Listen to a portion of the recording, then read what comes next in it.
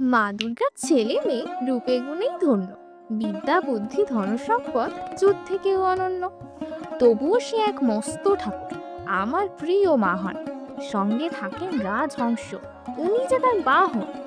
বসন্ত পঞ্চমী এলেই পুজো শহর গায়ে, বই খাতা আর কালি কলম সামনে রাখি মায়ের।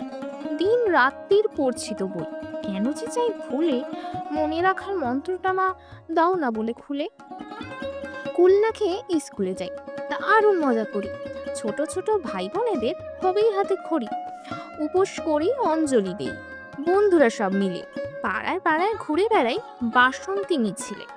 কিন্তু মায়ের সামনে এলেই বুক ধরপর ভয়, অ্যানুয়ালি ঘটবে কি যে অজানা বিস্ময়।